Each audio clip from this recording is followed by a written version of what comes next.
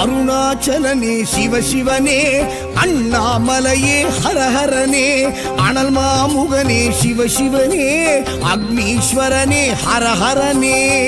சிவசிவனே ஹரஹரனே, ஹரஹர சிவ சிவ சங்கரனே, எந்நாடுடைய சிவசிவனே, எந்நாட்டவர்க்கும் இறையவனே.